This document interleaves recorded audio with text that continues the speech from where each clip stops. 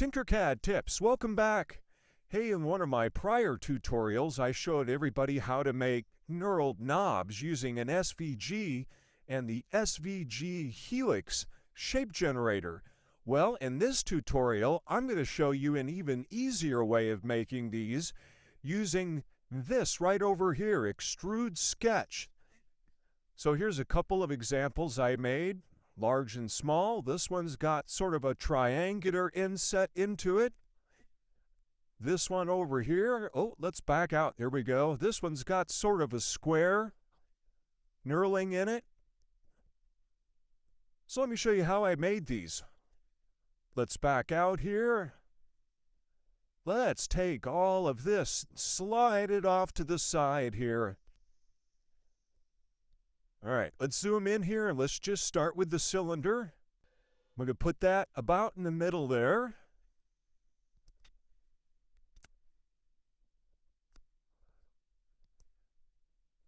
Okay, let's change the height of this. Let's make this 15 millimeters tall. Let's increase the number of sides so that it's smooth, and let's put a little bit of a bevel on the corners here. About like that. And just for clarity, let's make it yellow here. I think that's always a little bit easier to see. So that's what we have to start with there. All right, so here's where Extrude Sketch comes in. I'm going to grab that tool over here.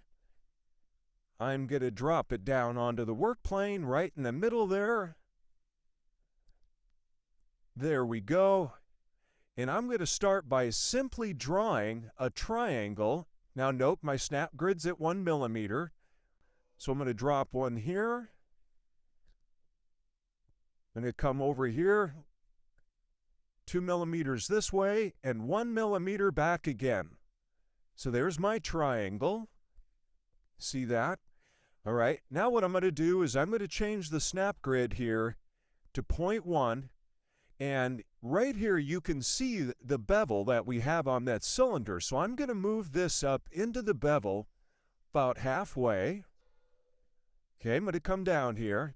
Now we're going to make a copy of this. So Control C, then Control V, there's our duplicate. Now the first thing I want to do is flip the direction of this, and the way we can do that is by changing this number here. Instead of 1, I'm going to make it -1, and then I'm just going to use my cursor key. Let's move my snap grid back to 1 millimeter here. So there it's lined up. Now holding down the Shift key, I'm going to move that up here. I'm going to zoom in again. I'm going to change my snap grid back to 0.1. Move that to about there. So now I have the two sides of that. I'm going to click Finish Sketch. I'm going to come out here. Now, over here, let's change this to a hole. Let's change the height of this. Make it a little bit taller, about there.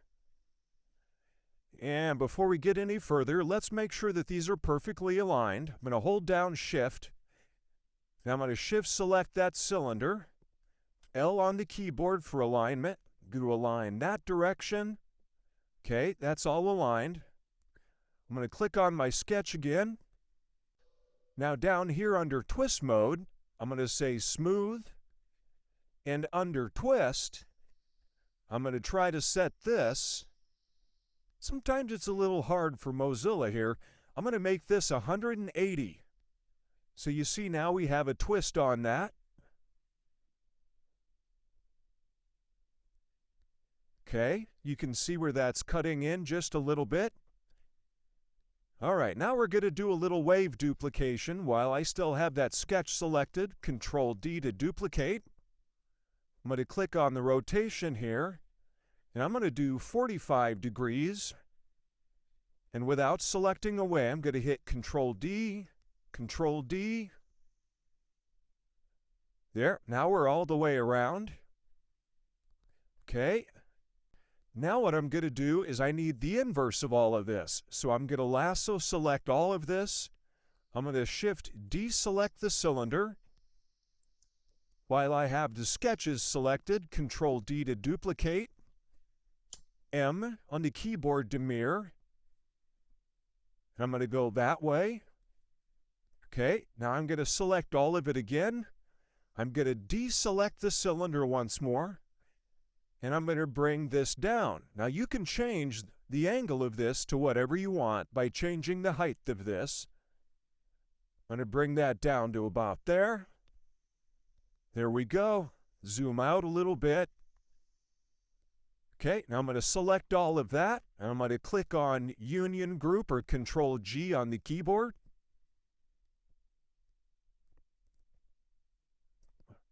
And when it resolves, it'll look like that.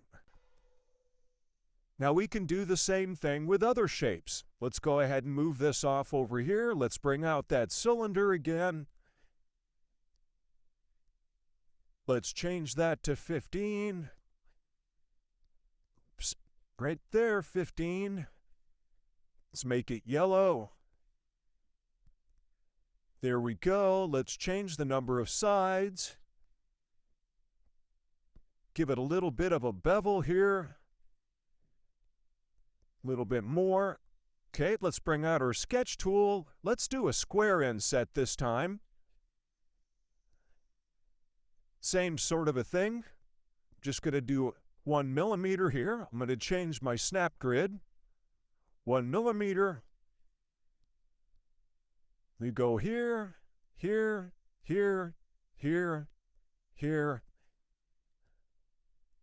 Let's move this over a little bit. We'll do a little bit better alignment here in a moment. I'm going to back out just a little bit. There we go. All right, now I'm going to hit Control C, Control V. There's my duplicate. We bring that up to the top. Move that in a little bit. There we go. Finish sketch. Let's make it a hole. Let's increase the height. That's a little too tall. There we go.